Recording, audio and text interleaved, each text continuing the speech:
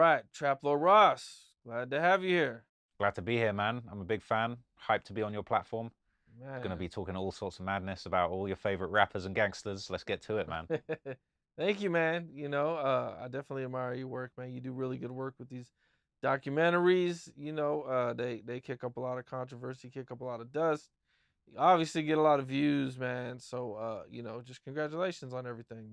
Hey, I appreciate that, man. It's interesting because I feel like there's almost like a chain of content, and it's like if there weren't people like you, people like Vlad, kind of like out there, in the field with the real people that these stories have happened to, like extracting and interviewing and getting the details, like someone like me couldn't exist. You know what I mean? Because I'm out there picking apart the interviews, picking apart the Reddit posts, but like, you're a real pioneer of this stuff, actually sitting down with the real people of the story. And so, yeah, mad respect for what you do, man. I'm a huge fan. And, I'm saying it's a blessing to actually be here. One of the people, someone might make a documentary about some shit that I say to you. So it's lit. Well, thank you, man. Thank you for sure, man. Well, how did you get into all this? And being from the UK, uh, you know, I mean, did you just initially become a fan of the music? How did it all start for you? Man, I've been a fan of rap music like my entire life. I grew up in like a small seaside town in the south of England called Bognor Regis. Like, not many people know it, and not many people are from there. Nothing goes on there. But I had two older brothers, and like we were born in London.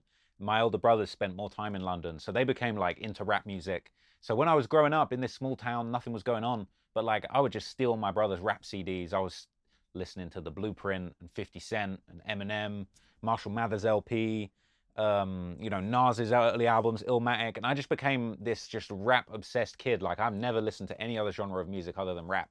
I don't care. I ain't trying to hear the Beatles. I ain't trying to hear Pink Floyd. Like, I just loved rap my whole life. I really looked up to rappers, and I really found myself like idolizing people like Jay-Z and Eminem, who like came from these really messed up situations and kind of like became heroes, really. Like, they became millionaires, celebrities, like famous artists. And like for me, like I was always just really inspired by these rappers that I looked up to through the music and the CDs and the tapes that I had. So like I kind of came out of a really very random, boring, vanilla kind of place in the world. And, just through like learning about rap and like my passion for this music, I've kind of built a career kind of telling stories and making documentaries about, the history of the music that I love personally. Like, I really just want other people to understand hip hop like I do, and I just want to spread the love and spread those stories. Like, it comes from a very positive place, what I do. But yeah, I'm just a rap fan that just got into the filmmaking side of things, I guess. Now, where did you get like the idea to start doing these documentaries? Because wait, if I remember correctly, your first documentaries weren't drill documentaries, right? They were like 50 Cent and Ja Rule beefs, and you kind of started covering those, right? Yeah, like even before that, what's crazy is that like I was always into rap. Like, there was a period when I was trying to rap, so I used to rap and like shoot music videos for my songs and stuff. It didn't really go anywhere. No one's trying to hear me rap. Like, I know that. But I would make music videos for like other rappers in my city. I would go to London. I even flew out to Miami once when I was probably like 18, 19, to just film rap videos for like random up and coming rappers in Miami that I hit on Twitter and shit. So I was really just like, I was trying to get into rap, whether I was rapping or making videos for rappers or anything like that. And then on the side of all of that, like I was doing a little stand-up comedy just in London. Like, I was just going to stand-up open mics and stuff and filming it and uploading it to YouTube. I was doing like comedy sketches on YouTube and just really like just making content, whether it was about hip hop or comedy or like reaction videos. No one was really watching, like I wasn't really getting views, but like I was just always making videos for years. So from like 2015 to like 2019, I just made up dozens of like random rap videos, reaction videos, my own rap videos, other people's. But everything kind of went crazy for me when I did this one video on why Jay-Z shot his brother when he was 12. So it was basically just like, I was like, let me do like a rap story. Like, I had done rap stories before that. Like, I did a story about the UK grime rapper Skepta, about how like I did like reactions to some of his music videos, and I did a video about this British rapper called Russ Millions and like how he got this golden Lambo in his music video. But none of that ever popped. I never got any views. That went nowhere. But I did this video. I was like, let me do the video of why Jay-Z shot his brother when he was 12.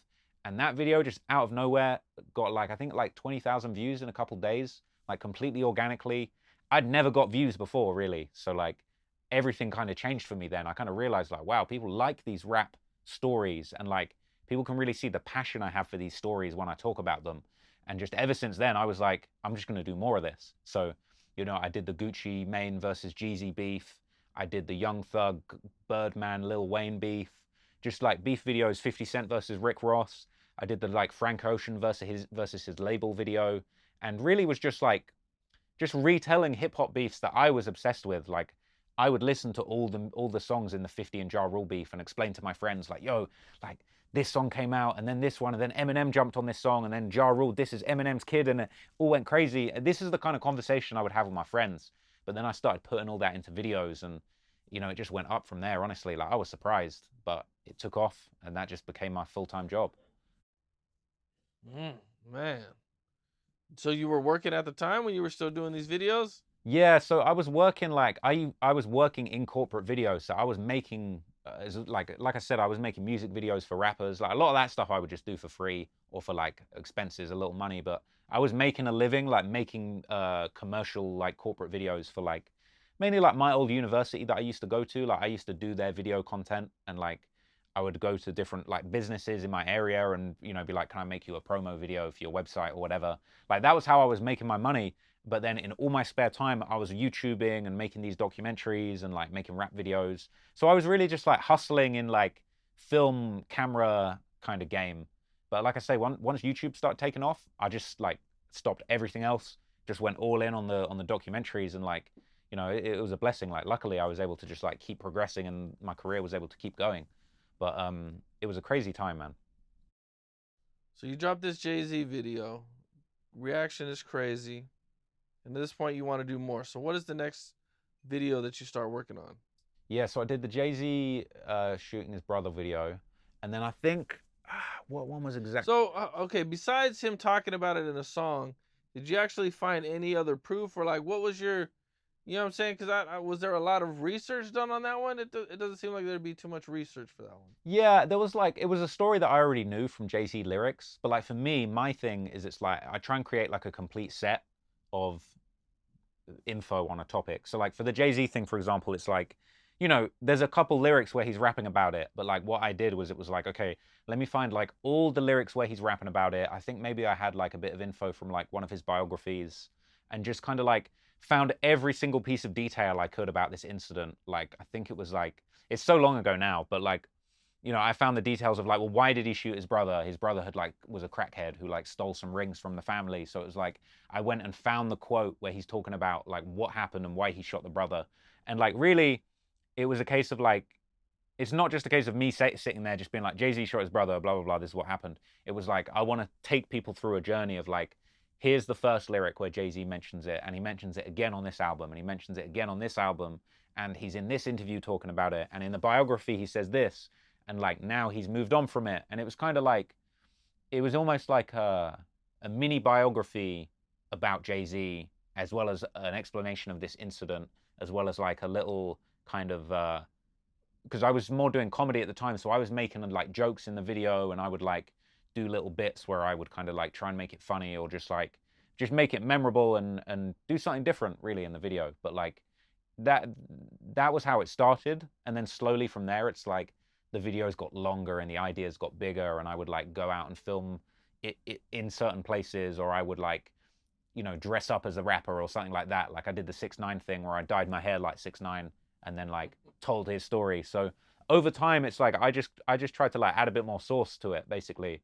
Like any way that I can make it more interesting or like more detailed. I just wanted to like keep getting better, and you know, I still am trying to get better now. When do you feel like your documentaries started to get attention? What I mean by that is like, you know, there's a part where I'm doing interviews and I'm just doing my thing. And then all of a sudden, it's like at one point things just changed. What was in my interviews was much more important. What people were saying in my interviews became much more important. You know what I'm saying? It was like things that I at one point could get away with and nobody cared. And now it's like if I do these things, I'm getting DMs. You know what I'm saying? I'm sure you went through a period like that as well. Yeah, there's been a couple of moments like that in my career where I feel like there's been a real spotlight on me. You know, obviously that first Jay-Z video that kind of took off, like that was the first time I ever really got any real attention anyway. So that was kind of like a big step up for me. I did that documentary on like Frank Ocean, kind of finessing Def Jam for $20 million. And that really was like, that I think that video got like 1 million views in like a week or something. That was the first time I'd actually had something organically really go viral and go crazy. And like off the back of that video is how I got monetized, and I actually was able to start making money off this shit. But the moment I really felt like well, actually there was two. I did the video on 50 Cent and Rick Ross's beef, on how like Rick Ross bankrupted 50 Cent, and then 50 Cent's team got that video taken off of YouTube. They did like a fake copyright strike on me for that, which I don't even understand why they did that. And I knew it was them because the email that filed the claim had a @gunit.com email address, so I knew it was legit. And I worked out who it was that did it, but it don't matter. But that I got like a strike for that. It was a fake copyright claim, and I managed to appeal it. But I was like, damn, like someone 50 or someone from 50's team has seen this video and has decided they don't like it. Like that was the first moment I realized, like, damn, like the people I'm talking about might actually see this stuff. Because before, like, They might actually care. like before, I ain't never had a video get 1,000 views. So to me, I was just a kid in a random town, just messing around on YouTube. Like it never even entered my mind that 50 Cent might see my video. So like that was a big step up. And then the moment I really like had my biggest viral hit was when I did the video about DaBaby killing the guy in Walmart, the self-defense case. And that video just went super, super viral. I think I got on DaBaby at like the right time, just when he was really rising up in his career. I think a lot of people wanted to know the backstory of him and his self-defense case. Obviously, I mean, realistically, it's kind of a trend in hip hop of like rappers that catch bodies kind of go viral. And I feel like, to be honest, like that situation with DaBaby was like a big moment for me. It was like a big moment for DaBaby, where he went super viral for this self-defense case. Like my video went super viral. And I feel like from then on, that's kind of when hip hop, I feel like, became almost obsessed with murder, like, or killing. Obviously, gangster rap has always been a thing, but I think ever since that DaBaby case, was that like 2019, I feel like hip hop's just got more and more obsessed with like rappers that have bodies and shit like that. And so like, yeah, from there, I feel like I almost became this channel that people were like, oh, he's the guy that breaks down the bodies, or he's the guy that explains the stories behind the murders, behind the hit records, which, to be honest, like, I'm kind of okay with that, because really it's like, if you're going to have a rapper that has actually killed somebody and they've got a hit song about killing somebody, I think as a society, we should have like an understanding of the stories behind these things. Like, if there's a guy that's actually killed someone and he's on the radio rapping about someone he killed, like, I feel like we all have a responsibility to like understand what the hell that's all about and if that's true. Okay.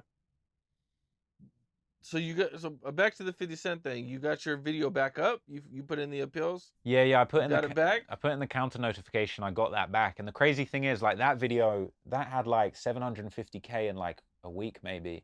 And again, after the Frank Ocean thing, it was like straight after or something. And I was like, damn, this is going viral again. Obviously, it got taken down. But then when it got put back up, it just started going viral again, and it must have got like 3 million views or something. And again, for me, having 20,000 views was crazy. So I was now making videos that were getting 1 million+ views. You know, I'd only really been doing it successfully for a few months. It really opened my mind and opened my eyes to the fact that, like, oh wow, like this content really can have like a real big impact. And like, you know, you're dealing with people like someone like 50 Cent. He's got tens of millions of fans all over the world. And like, no one had ever really done a breakdown of like the 50 Rick Ross beef like that before. And it was hilarious. Like, you know,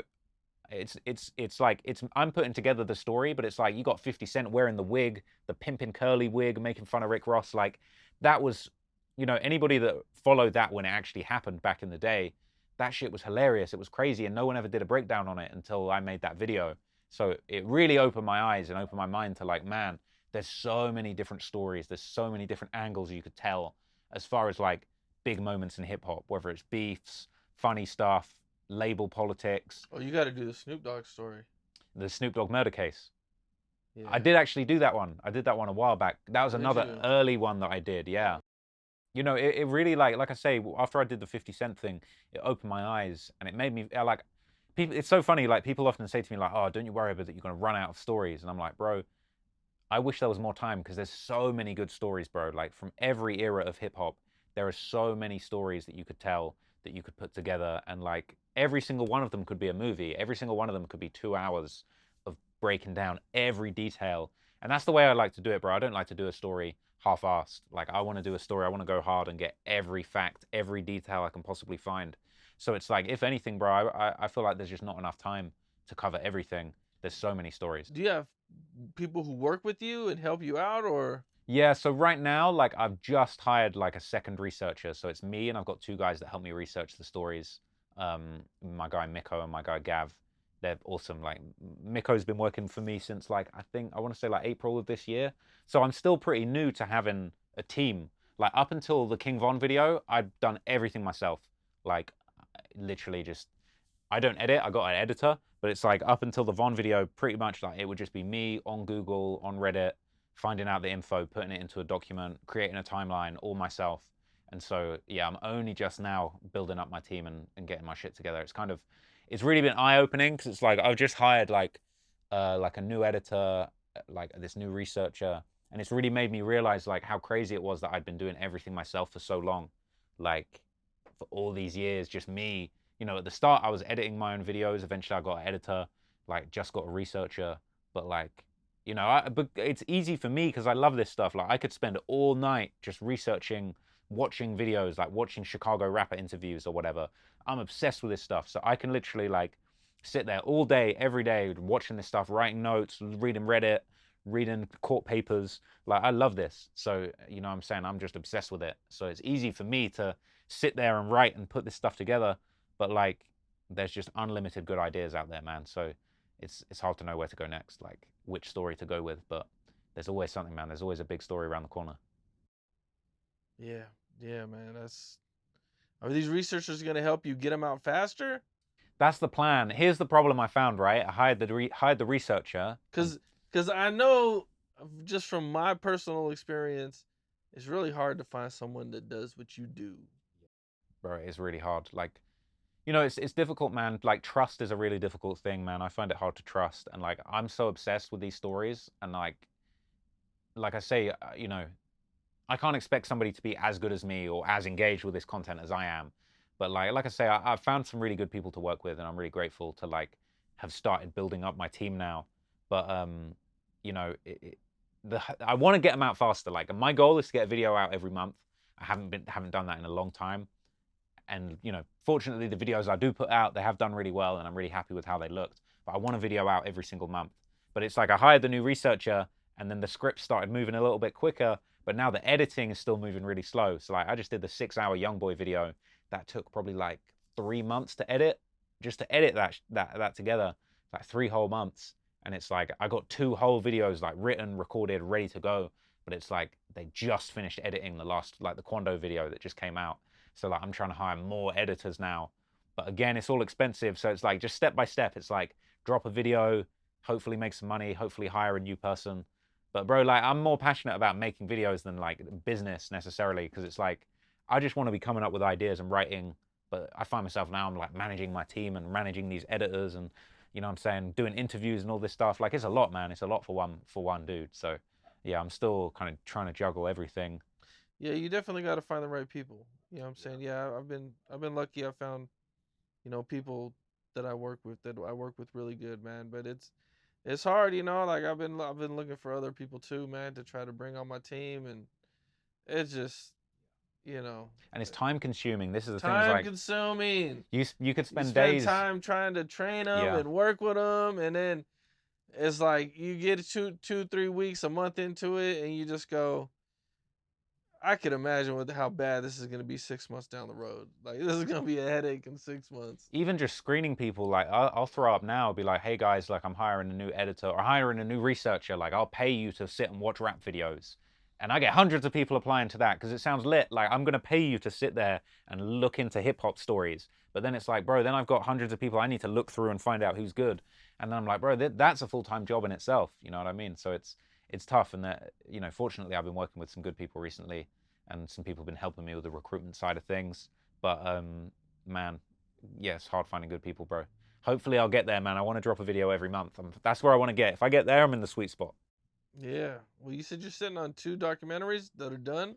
Yeah. You just gotta, you're just waiting for them to be edited. Yeah, I just got to edit those, man, and you know they're. I'm excited about both of them, man. I feel like now I'm in the position where it's like I don't do a story unless I feel like it's like a really important piece of hip hop history. And the stuff I've got coming up, I feel like there's stories that like I feel like people don't know it yet, but these are about to be really big stories in hip hop history. You know, I feel like I'm about to do a Tay Savage documentary, and I feel like Tay is about to be like what Von was in like 2019, 2020. The way he had that momentum was just like unmatched. And I feel like Tay is about to be that guy, and I'm about to drop the kind of the life story of Tay Savage next, and that's gonna be crazy. Mm, crazy, crazy, man. All right. Well, what video did you have the most problems with besides the King Von one? We'll get into that one. Man, the most problems. As far as like, I mean, as far as like problems, this is gonna sound crazy, but this Quando Rondo video that I just dropped, man, I honestly feel like that video was cursed. And there's a part of me that it's gonna sound crazy, but there's a part of me that felt like I maybe was like being haunted or some shit. Because it's like after the Von documentary dropped, I had all these people saying they were gonna kill me, like all these Chicago people mad at me, and like, you know, the Quando video, it's kind of like it's really like the Quando and Lil Tim story. It's really like the story of the guys that killed Von, of like, you know, everybody was so surprised when Von died because he was like supposed to be the biggest gangster, the biggest killer, you know, the demon from O Block and stuff. And then people were like, "Oh, how has he been taken out?" Like Lil Durk is in an interview where he disses Lil Tim and he says, you know, Von got killed by a nerd. And you know, in my Quando documentary, I really tried to retell the story of like Lil Tim was kind of like the King Von of Savannah in a lot of ways. Like he had this big reputation in the streets, and like Savannah, Georgia, like the Rolling 60s in Savannah had this long dark history of like all these different murders, and like all of Quando's homies that he shouts out on his songs catching RICO cases and getting big sentences and stuff. So like I really wanted to kind of tell almost like the story of the situation, how Von lost his life, but from the perspective of the guys that did it. Not to glorify them, but to kind of to just give the other side. Everyone was like, "Oh, how did these nerds kill Von?" But it was like in their city, these guys are actually like a problem. So you know that was what I wanted to do. But that story, that video just had so many problems, man. Like I really felt like people and the universe just didn't want me to drop that video. You know, I had so many delays. I had versions of the video that I lost. I had an editor that was going to do the video, and then they kind of like screwed me over and ran off without delivering the video, and it was just crazy, bro. Like I felt like I was being like cursed or haunted or something about that video. So that one caused me a lot of issues. But like, you know, as far as actually like people being upset with me when it came to releasing the content, obviously the Von situation was like, you know, I was getting pressure from all angles when it came to putting out the Von video. A lot of people from Chicago were upset about that video. You know, a lot of people from Von's team and stuff. But you know, I stand on it, man. Like it's, you know, it's the truth. How do you decide what you're gonna keep in there and what you're gonna leave out? Because I'm gonna assume that there's a lot more shit about King Von and YoungBoy and all these stories that you probably couldn't confirm. Yeah, to be honest, man, like there is a lot of stuff that gets left out. Like I find, you know, a lot of stuff that you find that's rumors. Like you can go on Reddit and read the comments and build up like an idea just based on like rumors and gossip of like extra details that might have happened or extra reasons, or extra things like, you know, you might find little extra rumors of like bodies. This guy also killed this person or that person. And to be honest, like for me, unless I can kind of back something up from multiple sources, I won't put it in the video. You know, there's a lot of stories that I've covered where you're like, this guy, you know, he might have killed this person, but he definitely killed this person. And it's kind of like, unless I can actually back it up in a couple of different ways, I won't put it in there. That's why the Von video was so unique. Because like, when I set out to create the Von video, I was like, well, look, he says in songs he's got 7 bodies. So like, let's just do the research and find out whether or not he actually has 7 bodies. But I found like every single body I looked into for Von, there was some extra piece of evidence where I felt like I couldn't ignore it. It's like I was going on Twitter, like I would go to the Chicago Tribune, I would find out the exact time that one of the people Von was rumored to have killed died. Now I would go to Von's own Twitter and do a Twitter advanced search and be like, yo, let me search the exact hour before and after this murder took place to see if Von tweeted about it. And not every time, but damn near, like a lot of the times, he'd be like, Von would make a tweet saying that he's about to go slide before the murder, and then he'd be tweeting afterwards like, who died, lol, like got my 45 with me and all this kind of stuff. And it was just like, in that Von situation, all of the info ended up in the video because there was so much evidence, there was so much proof. He was rapping that he caught 7 bodies. He was tweeting about the bodies as he caught them, and then the bodies were on the news, and there was all sorts of little clues. Like Von was talking about, oh, the first guy I popped was tall like Matumbo or whatever, and it's like you could actually go and corroborate all this stuff together. Not every story is like that. The No Limit video I did, there were a few murders and a few situations that were like gossipy rumors that I couldn't get enough sources for, but like people say this happened or that happened, but unless I can at least just find a couple sources to kind of back it up, it doesn't always make it in the video. So there's always 1 or 2 things that don't make it in there that maybe just keep that in the comments, I guess. Yeah. Is there anything that you left out of these documentaries that later on you found out was true? I mean, that's happened for me in the past for sure. I mean, like when King Von was alive, I made a few videos about him and the whole KI situation, and I ended up getting pressed by Von and his team to like take those down. But the ironic thing is, it was like he was like, oh, you're connecting all these dots, like you're capping, you're talking about Von killed KI. But then, a few months later, after Von dies, the Chicago police released a report saying that he was like prime suspect in the murder of KI, and that actually like they're pretty sure that he did it. And then it's like more and more pieces of info have come out. Like now with the O Block 6 trial, you've got this big indictment of the guys that killed FBG Duck. And that whole gang war that Von was involved in, and like the murder of KI is in those court papers. So it's like more and more info is even coming out now, like after my documentary, that even support those claims. But I mean, the craziest thing of all with that one is it's like with Von, story goes he killed KI, and he was in the A&E documentary about KI, talking about like, man, it was so sad when she died. Like, I didn't have no one to hang out with after she died. And it's like, yo, this guy really killed this girl, and then was in the documentary about her, talking about her. Like, that's one of the craziest things ever. Yeah. So you mentioned that they reached out about the KI video. What did they say when they reached out, and how they reach out to you? Yeah, so I had a few messages from this guy. He said he was Von's manager, I think, but he was at A&R at Empire Records. So he'd hit me up. He sent me a few messages, kind of like, keep it real, man, kind of threatening me and being like, yo, we don't like that video. Like, we need to talk. I'll be honest, I just ignored it because I didn't think anything of it. I thought the guy was capping, so I didn't think anything of it. The guy kept sending me messages like threatening, being like, oh, we're going to do this the hard way or the easy way type shit. And so I literally just ignored it. And then one day I woke up, all 3 of my Von videos were gone, copyright strikes, fake copyright strike. They said that I had the song Crazy Story in the entire video. Now, if anyone knows me, I do not use the music. Like, you can't do that on YouTube, that ain't a thing. So they did a fake copyright strike. They must have someone inside YouTube that helped them file the fake strike. I got 3 strikes. I would have lost my channel, basically, because if you get 3 copyright strikes, they take your shit. I already had a warning for having a video with like a fight in it.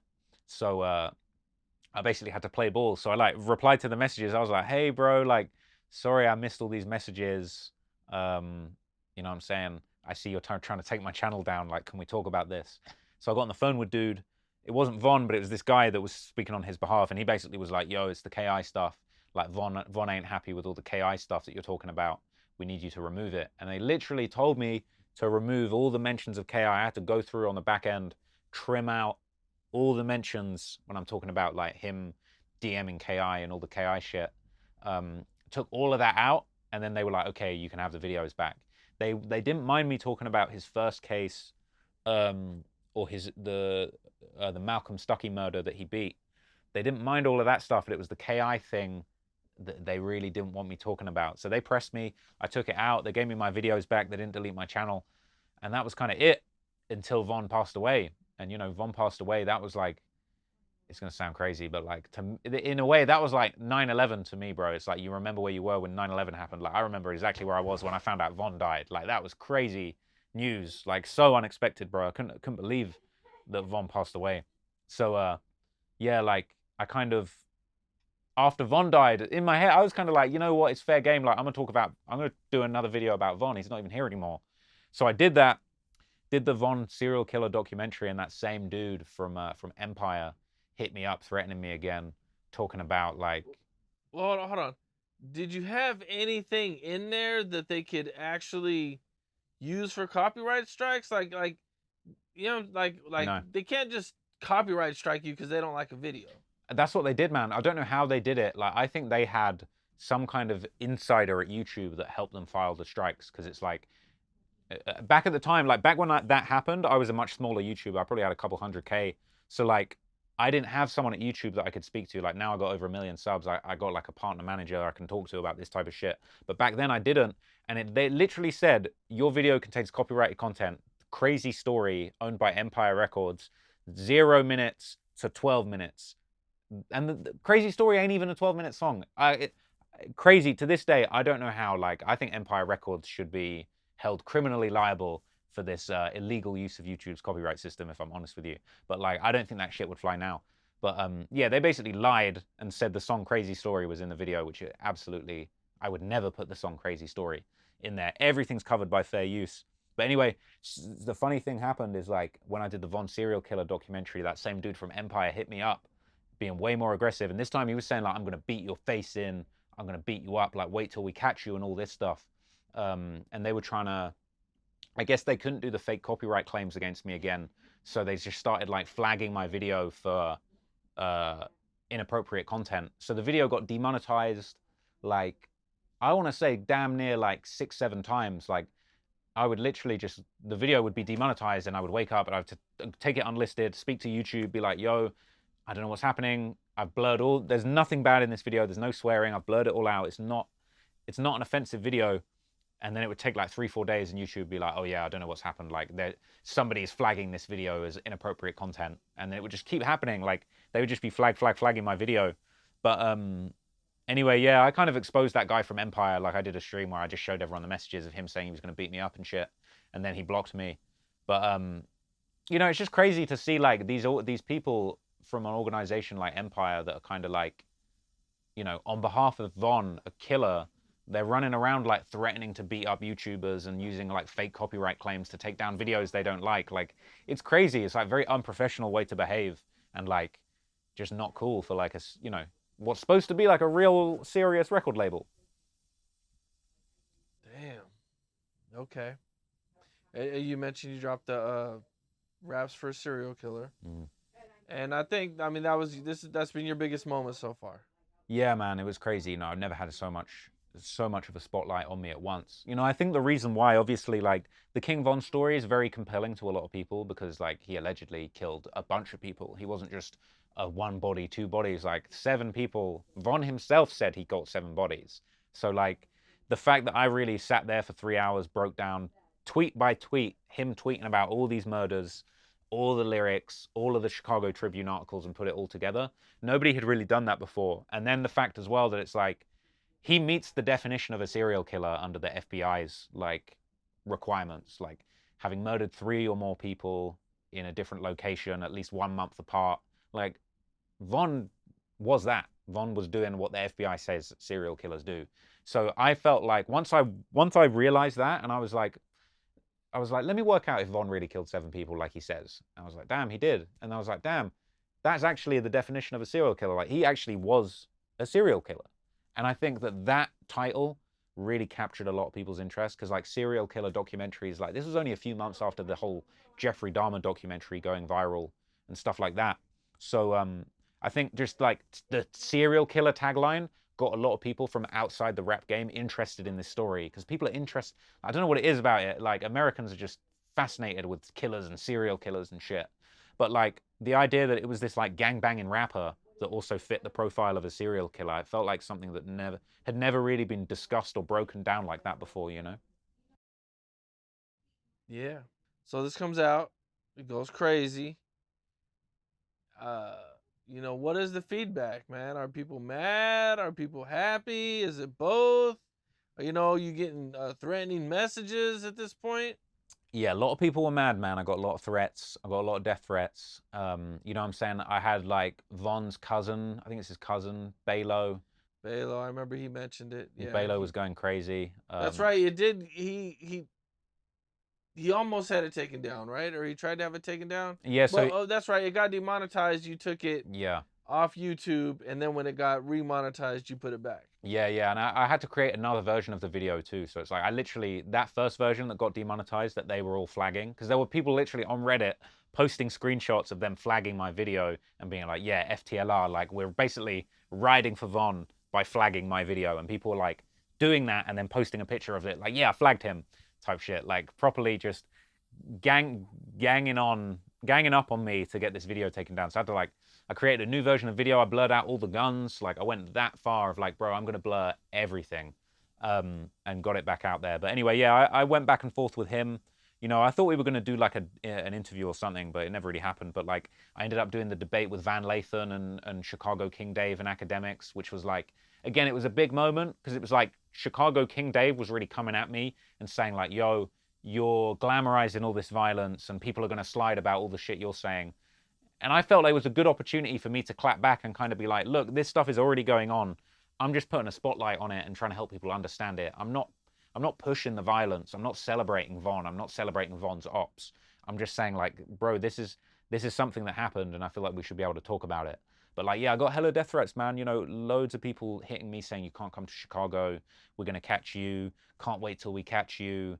We're gonna turn you to a pack, or just all sorts, man. A lot of stuff. And you know, it definitely did affect me. Like, I did find myself quite depressed, about the fact that I was getting this much hate. And I was still getting a lot of love. It was the most viral video that I'd ever done. You know, I got on TMZ. I was in the Sun newspaper about the documentary going up and then being taken down. You know, it felt like I was just everywhere. I felt like for a moment I was, or like at least something I'd created was like the trending topic in hip hop. You know, I'd never felt so much attention. You know, fortunately, nobody slid on me. You know what I'm saying? I'm still out here in these streets, untouched. So, you know what I'm saying? Hopefully it stays that way. But like, I would say that like, you know, I know that a lot of this stuff is just for the internet. Like people want to say in a DM that they're going to slide on me and they want to feel like they're gang. But like realistically, bro, like I'm just a YouTuber. There's no points to be scored like sliding on me or like messing with me. I'm just a dude in his bedroom, like doing research and writing. Like I'm not involved in the gang war. I never slid on anybody. There's no points to be gained by sliding on me. But like, yeah, I got a lot of hate, a lot of attention. And you know, just in general, like the fans love the video, man. And, you know, that's what I'm most grateful for. Like I make videos for rap fans, people that were fans of Von, people that were fans of Dirk and that want to know about this situation. And I'm not trying to disrespect Von by saying he's a serial killer. Like Von rapped that he killed 7 people, and the FBI definition is a serial killer, somebody that killed 3 or more people in a different place, 1 month apart. And there's a variety of different motives that could have been. But like, it's like no disrespect. I was a fan of Von, but these are the facts, bro. Like he did. Seems like he did kill all those people. Like he was. The weirdest thing for me was that it was like when Von was alive, all anybody wanted to say about Von was like, Von's the realist. Ain't no cap in his raps. Von is the realist. But then when I dropped my documentary and I said, well, he killed 7 people, he's a serial killer, everyone started to go, nah, he ain't really like that. He never did that shit. You're capping. But it's like, you can't have it both ways. Von can't be the realist whoever did it, no cap in his raps. But then at the same time, you don't want to admit that he's a serial killer when I say, well, look, it looks like he killed 7 people more than a month apart and was personally gratified by these murders. But, you know, it just goes to show, you know, there definitely is like a real double standard in hip hop when it comes to like celebrating violence, but then also like admonishing violence and saying we got to stop the violence. And, you know, I try and cover these stories in a responsible way. And like, I'm really not trying to glamorize what Von did. I'm just trying to understand it and spread like the truth behind the matter. A 4-hour documentary. That's your longest documentary, right? The YoungBoy one? That's 6 hours, YoungBoy. 6 hours, YoungBoy one. I mean, man, that must have been like crucial research, man. Yeah, it was painful, man. That video nearly broke me, honestly. Like, I was nearly having a mental breakdown making that video because it was like every day was YoungBoy. Like, I was just living, eating, sleeping YoungBoy, bro. Anytime I got in the car, it was a YoungBoy album. Every time I opened my computer, it was a YoungBoy or a 3-3 interview or a Quando interview. Like, I literally didn't, I like, I didn't do nothing but YoungBoy shit for like 3 months straight. And like, you know, I'm a big fan of YoungBoy. I've always been a fan of his, but like making that video made me feel like he's probably my favorite rapper. Like, hands down, I think YoungBoy is the most important artist of this generation of rappers. And like what he's achieved in rap is crazy. So I really wanted to make sure I told that story right. I didn't want to leave anything off the table. Like, I didn't want to miss any details, or I didn't want to like have a big gap in his story. Like, I wanted to make sure I covered literally from the day he was born to today, like everything about the young boy story. You know, it's not just a video about all the bodies, even though that was kind of what everyone wanted to focus on. But like 6 hours, it is literally, it's every album, it's every body, it's every you know what I'm saying, mixtape, every show, every bit of house arrest, every case. Like anything about young boy is in that video, and that's what I set out to do. But yeah, bro, it nearly broke me for sure. It's hard. Has anybody ever hit you up about like taking your documentaries to like a next level? Uh, Not really, but at the same time, it's like, you know, for me, like an end game would be doing like a Netflix series or something like that. Like I said to someone the other day, like one of my dream goals in life would be to do like a 6 episode Netflix series, each one of them like a different like Chicago story, or like almost do like like the war in Chirac, but like remade as documentaries, like something like that. I would love to make, and that's definitely a goal of mine. But I feel like I'm still like, I really appreciate when people comment, they're like, bro, Trap Lord Ross is making videos that are like a Netflix level. And I really appreciate that. That means a lot to me. But I still don't think I'm on that level. Like, I feel like I need to grow and progress a little bit more before I get the Netflix call. Like, I don't think I'm ready for that call yet. So like, I hope it does happen. But also I feel like I'm a couple years away at least from like feeling like I could actually deliver something to that level. But like, I'm always trying to get better, man. Every video, every documentary I make, I'm trying to think of new ways to just like take it to that next level, whether it's the research, making it longer, making it just like using the stock footage to build up more of a vibe and really like sell these stories. Like, I want people to feel like they're actually there. Like, even with just like the young boy story, it's like I just want to use stock footage and the music and the sound effects to like really make you feel like you're in Baton Rouge, like actually make you feel that kind of like swampy, like, you know, Louisiana vibe. Like, I'd like to think like the vibe of my King Von video, it's the serial killer vibe. Like, it's very low light. Like, I'm in my studio, but it's like very low light, and it's like I speak a lot more like slowly and carefully and creepily in the Von video. And then it's like the young boy video, it's a little bit different. It's a slightly like faster paced video, and there's a lot to it. But it's like the music in that, it's kind of like, it's just got a bit of like Louisiana, like bluesy kind of vibe to it. But yeah, like all of these things, man, I'm just trying to make the videos better and better. But like, I want to get to the Netflix level one day, but I feel like maybe a couple more years of work, and I might be there. You mentioned Young Boy, so he mentioned your documentary. Yeah, man. So like maybe a couple weeks after that documentary dropped, he dropped the song Testimony, and he shouted out the name of the documentary in the song, which was like, it's a crazy moment for me, man, because I've not really had many rappers acknowledge me. And like I just said, bro, I feel like YoungBoy is probably the most influential rapper of this generation, bro. And to have him acknowledge me and acknowledge the documentary, like, that's a crazy moment for me, bro. I couldn't think of anybody who's more impactful than YoungBoy. And bro, it's actually nuts. I mean, there was another. I think Lil Durk rapped in a line. I think he was talking about me. He said something like, "The feds cracked the case with that shit on YouTube," and I think that was. People would hit me up and were like, "Durk's talking about you." That was like around the time, I think, of the FBG Duck case happening with my video and stuff. But like, who knows, man? Durk's acknowledged me in an interview. I don't think Durk's with me though, so I don't think that link up's happening anytime soon. But yeah, man, it's you know, it's crazy to feel like me coming from where I come from, like Bognor, this tiny town that has got nothing to do with hip hop, and I've got to the point where like YoungBoy, arguably the greatest rapper alive at the moment, as far as like what he's achieved, is actually acknowledging me. Like, that shit blows my mind. Well, the YSL documentary, you dropped that, Mm. and then I believe a couple months after you drop it, that's when the feds come in and arrest Young Thug and I want to say like 20 or 30 other guys. Yeah, man, that was all me. You know what I'm saying? I built the case, handed it to the FBI, and they just arrested everyone for me. No, I'm kidding. But like, that's what everyone was saying, bro. People were like, bro, you did your documentary 2 months before.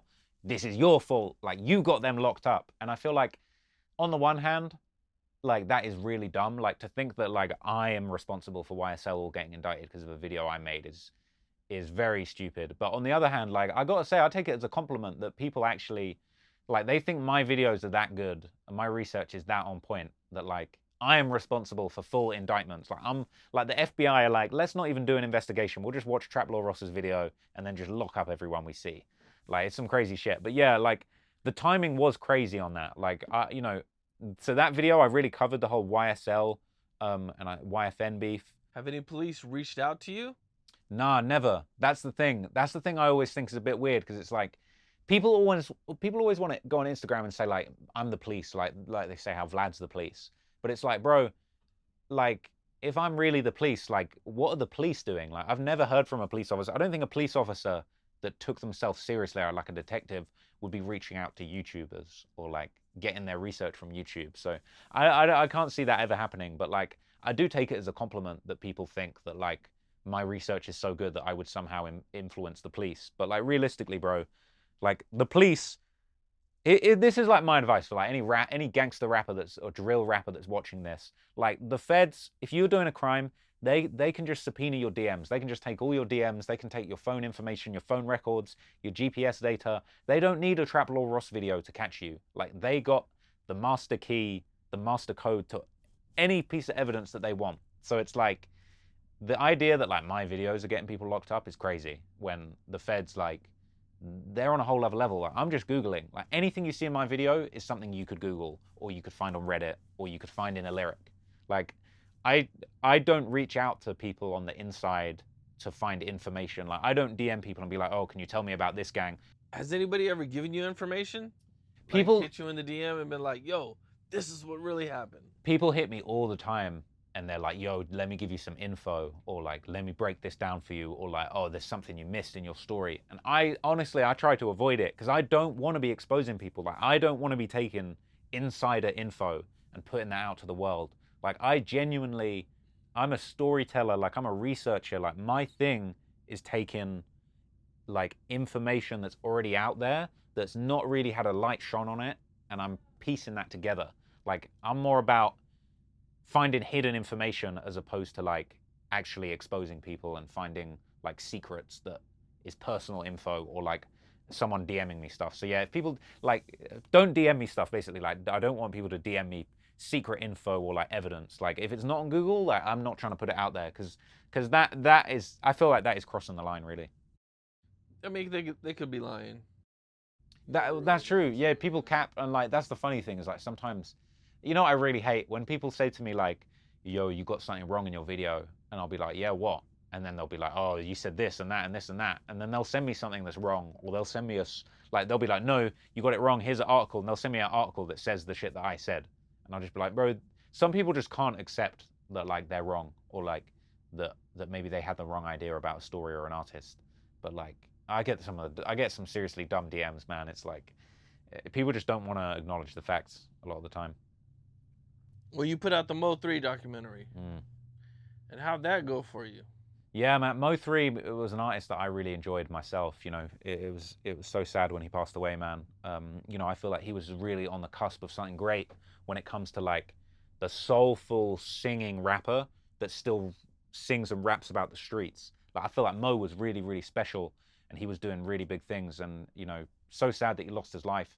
I wanted to cover that story for quite a while. It was really like he'd been on my radar for a long time. I wanted to do something in Dallas. I felt like Dallas hadn't really had a light shone on it in a way that other cities like LA or Chicago had with their rap scenes. But there was so much going on there. So once I did cover it, sometimes I feel like when I cover a story like that, sometimes I'm kind of thinking like, you know, because the Dallas rap scene, it's not the most famous rap scene. Sometimes I feel like maybe it's not going to get that much shine, but people really showed that video love. You know, it got a lot of views, it got a lot of attention, kind of good and bad. But I think people really respected and liked that I broke down Mo3's story because I think a lot of people loved his music and didn't really know what happened with him or like why things played out the way that they did. So like, you know, that video, like breaking down all of the IG lives where Mo was like dissing his ops, or even where he was like pulling up to like Trap Boy Freddy and Yella Beezy's like merch store ready for a fade and stuff. You know, he really was kind of reckless on social media. I mean, the thing about Mo3 is he was hilarious. Like he would go on live and make fun of his ops in a way that like was the most entertaining. I'd never seen a rapper like make fun of their ops in the way that Mo3 did. Like Mo3 was doing impressions of his ops that were like on point. So like it was a really interesting story, and there was so much to it. Um, but you know, it was sad that he lost his life the way he did, man, because he had so much potential. But I know that there was a lot of controversy in the city about that documentary because, you know, there was a few people that tried to take that video down. Like, I never got full confirmation, but like I'm pretty sure that maybe like Trapboy Freddy or some of his team had tried to take the video down, because I ended up getting a bunch of like, I don't know if you've ever got this, but people do like privacy request against your video. Have you ever had that? No. Where you can do a privacy request and it basically says like, you've got personal information about my personal life in your video, so I want to get it taken down and YouTube review it. So like I got a couple of these requests saying, oh, you've got personal information about somebody in your video, we're going to review it and maybe we'll take it down. But it said the time code of when it was, and I got 2 or 3 of those, and the time code was always bits where I was talking about Trapboy Freddy. So it made me think like he might have been watching the video and then seen something talking about him and been like, I'm gonna file a complaint. So but the YouTube didn't uphold them because there was no personal info about him in the video. And I guess now that I'm a bigger channel, like I think YouTube just like check a little bit closer before they just take my stuff down now. Because like before they would just, you know, the thing with what happened with Von, they just took all my stuff down. They didn't even like look into it. So yeah, I knew that there was some hurt feelings over that documentary in Dallas. Obviously, like the death of Mo3 was a huge thing, but then also Roy Lee, the comedian who was a good friend of of Mo3, you know, he ended up losing his life in what seemed like, you know, connected to the whole situation where Mo3 was beefing with his ops in Dallas and stuff. So, you know, I know a lot of people really picked up on like the Roy Lee side of that story too, which again, it's like it was just another crazy thing. Like you never hear of like a comedian getting killed in a rap beef.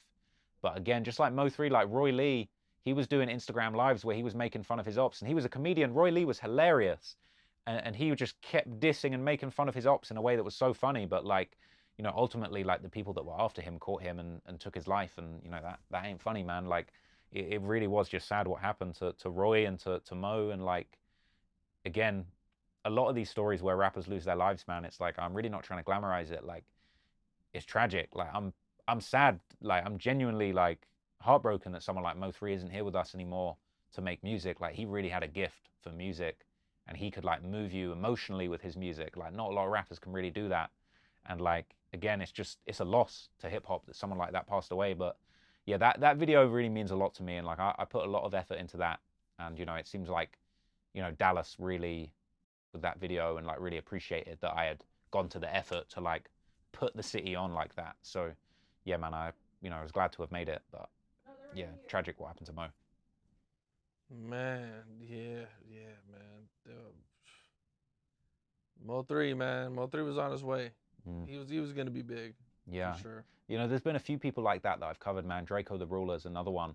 You know, he obviously had his whole situation with his legal case, ended up beating that case, but he had spent so much time in solitary, man. I don't think he was mentally well when he came out. And again, he just got himself too deep in the beef, ended up losing his life. And again, it was just another situation where, like, you know, when Draco was alive, me and him had been in touch, and I was talking to him about maybe going and filming like a documentary with him in person, and ended up losing his life before I could even meet him. And you know, it's sort of really sad. Like the documentary I made on him about his death, you know, that's not the documentary I wanted to make. Like I wanted to be able to meet this guy and really tell his story of his trial. I want to say in like a positive way, but like, you know, I mean, that's just another, like Mo3 Man, it's just another example of a great artist lost long before his time, just too deep in the streets. And like, you know, I just hope that like anybody watching this that's sort of involved in any situation like that, man, just like, you know, leave the beef behind. Like I feel like rappers, there's a lot of ego, a lot of pride, but like at the end of the day, man, you know, people underestimate their ops, or they get caught in a situation they just can't get out of, and it's really sad, man, because like Draco and Mo3, if they were still here now, you know, they'd be making music, they'd be changing lives, you know what I'm saying, putting on people, looking after their families, and it's just like hurts me, man. All these rappers that I talk about and that I cover that have lost their lives, man, you know, I feel those losses, you know what I mean? I do really mourn them, and you know, it does move me, like looking into this stuff and dealing with so much death. Like it does affect me, it does depress me, you know. I do feel like a broken heart for some of these rappers that went before their time, man. So it's like I don't take this shit lightly, you know. Yeah, I hear you, man. I hear you. Damn. Well, man, I'm looking forward to what you got coming up. Thank you, You know what man. I'm saying? I think it's gonna be dope. Man, I'm looking forward to what you got coming up as well, man. I know you got some big interviews in the pipeline, man. So, you know what I'm saying? Happy to come here, show love, and yeah, man. You know what I'm saying? You're a staple of the hip hop media landscape. So, you know what I mean? It's only right that I tap in, get in there with you, and appreciate you having me on. What's up? This is Cam Capone. We got more content like this coming soon. So hit that like button, subscribe, and stay locked in to Cam Capone News.